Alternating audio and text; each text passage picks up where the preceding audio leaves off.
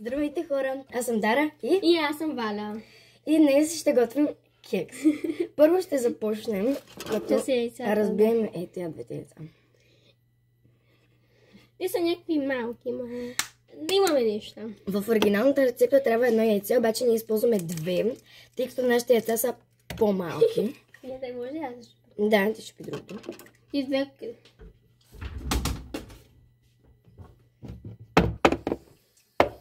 Чакай, че не мога да чупам.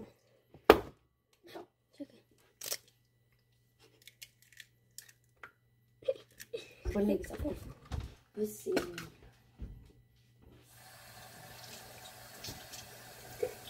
После ни трябва малко олио. Аз ще използвам половина и такова канче. Гордо. Разбира се, не трябва да е чак толкова мазно. Колко пишеш олиото? Не знам. Нищо там пишеш. Още малко. Мисля, че сме готови. Не стане мазен кекс.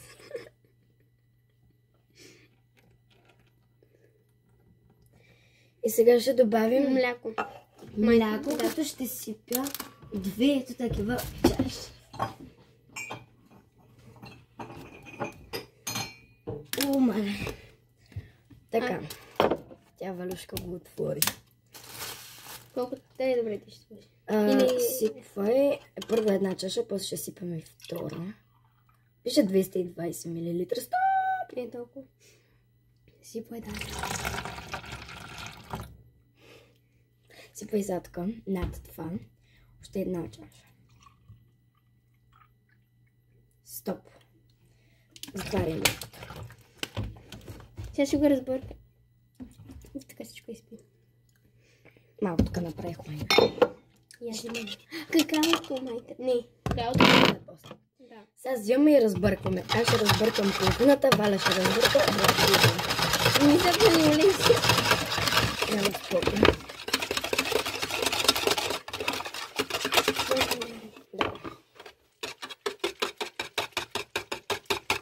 Абонирайте се за канала, който не сте се абонирали. Не се праща канала, къде да готвиш. Това също идея, нали? И мисля, че е готово. И още малко му трябва. Не. Добре. Достатъчно. Сега. Взимаме си. Ще сипам остатък от млякото тук. Ти запомни ли рецептата? Най-лошото, което може да стане, е да запалим кухнята. Да. Нищо повече. А сега. Трябва ни брашно.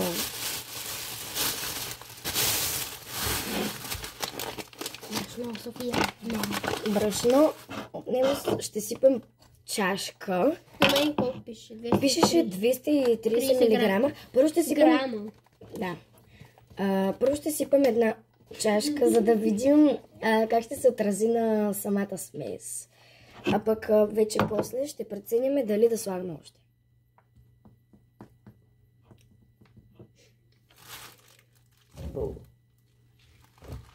Ти ще сложиш в моята чашка, само да разбъркаме малко. Аз се представям за това време второто.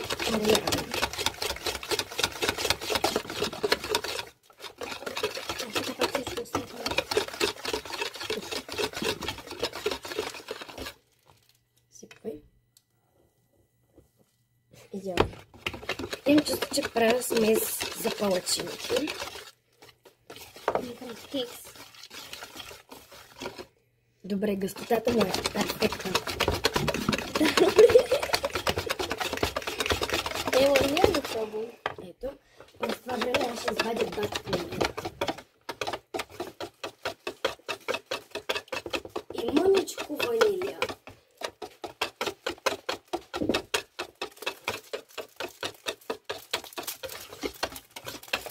Мисля, че е готово. Добре, ще ни трябва едно пакетче ванилия, което не мога да отворя. Дара.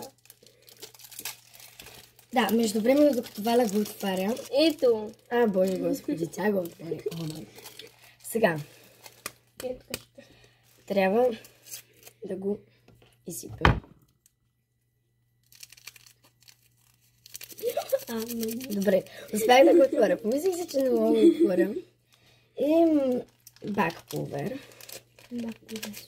Ето така ще сипем на око. Но приблизително 10-15 грама максимум.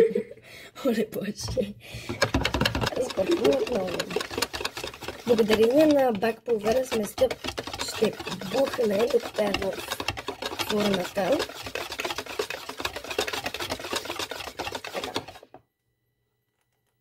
Но ми е рядко. Ще сложа още брашно. Ще мъничко. Трябва да е някак си... Да си правя, ще го бъркам. Трябва да е течно, ама не точно течно. Не знам, не мога да го обясня. Съм малко изостанала с главните материали. Така. Какаото да го слагаме. След захарта. Тук тото няма значение. Ето малко само нещо да видя. Все е по-гъстичко. О, да, сега и тя. Сега, взимаме си една супена лъжица. Махаме го това брашно тук. И взимаме захар и ще сложим някъде към... Това е колко? 30 грама. 2 супени лъжици ще сложим. Окей. Аз тук всичко ще бъркам. И следващата съставка, която ще придаде реалният цвят на кекса, е какаото. Уникално. Валя очакваше с нетърпение да ги сложим това какао между другото. Ще сложа Виж го! лъжичка и малко. Виж, вече по-добре. Да малко. Я бъркайте се. Не ме плъте с лъжата. Сега ще ви покажем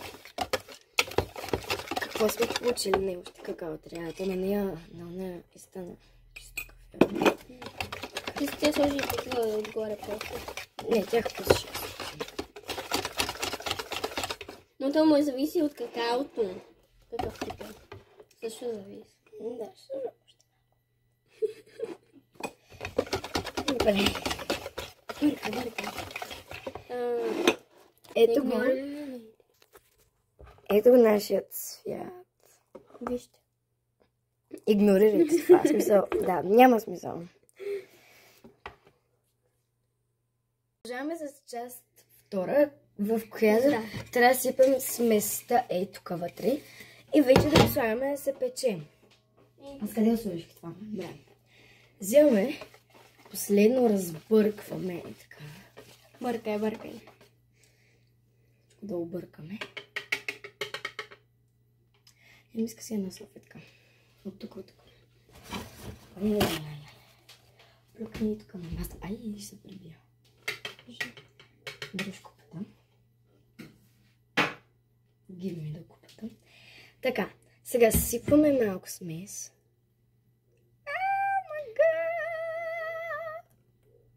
Сам не трябва да капя отвънка. Защото и това не е изключено като вариант. В смисъл не е ли малко? Аз нещо така си мисля. Вкусно. Не е. Като е сурово, не е вкусно. Има вкусно брашно и на какао. Но е гадно. Има вкусна салата. Не ми е много сладко на мене, да ти кажа. Има вкусна салата. Ще сложим още мъничко за... Не, няма да слагаме. Аз вече го сипах тук. Ма сместа май не. Сега... Да, рабе, има виж колко смес. Не, я сипай цялата. Не трябва. О, може да. Ще разбереш защо. Сега взимам шоколадови бомбони. Вие можете да използвате просто шоколад. Ама ние това намерихме. Тъй като... Да, просто ние намерихме това. И сега ще ги наредя. И така. Я ще взема малко да наредя. Блокай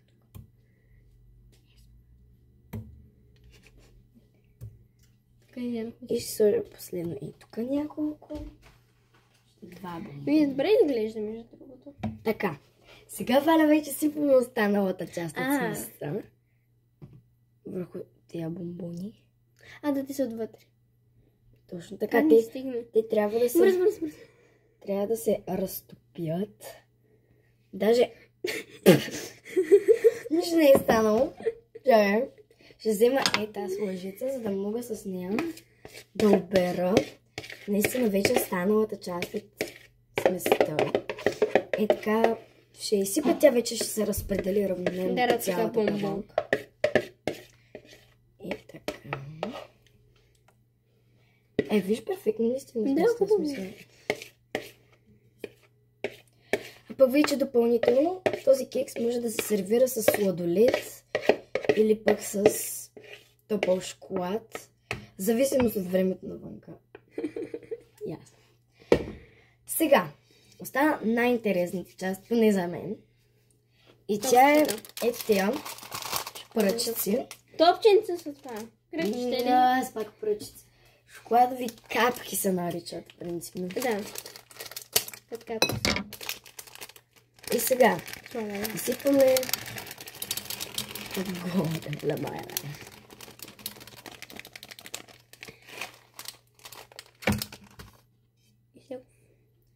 Тук какво има? И сега, ето така изглежда нашият суров кекс. Маничко ще бъде го. Игнорирайте това мазало ето тук. Гледайте само кекса. И сега е време да го изпечем. Печем го на 180 градуса във фурна. Аз предпочитам да е с вентилатор. Ако не е с вентилатор, за 45 минути. Ако е с вентилатор, кекса ще си покаже.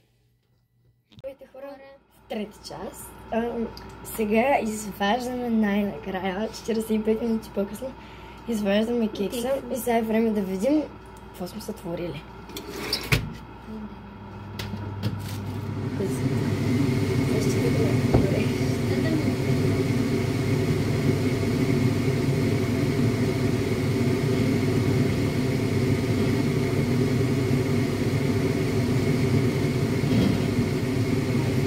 Май е леко сухо. Даже не мая, но той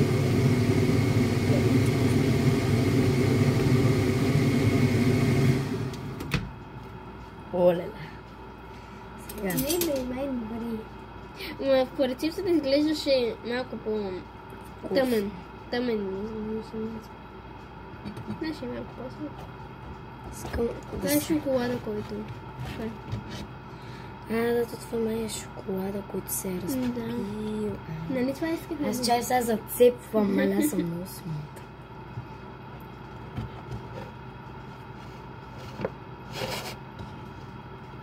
Май добре стана. Готово е май.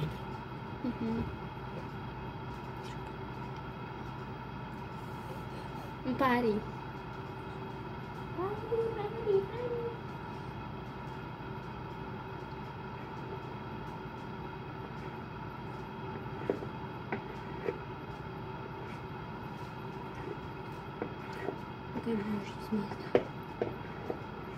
Не е лошо. Сега режем в чинийки. Горещо е. Знаеш какво, ще го изчакаме малко да изстина и после ще си отрежем да ядем, а вие останете с нас, когато ще го пробваме. Продължаваме като сега ще опитаме кекса, който вече е в завършен вид. Според мен има отрова. Добре. Ела, покажи се на камерата. Опитваме се 3, 2, 1. Чакай, едновременно.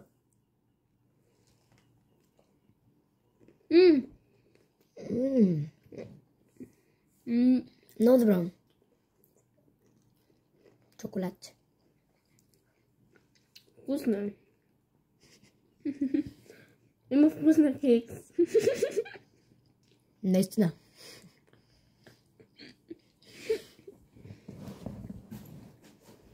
Вкусно е, много е вкусно. Задължително си направете такова вкъщи. Няма да съжалявате.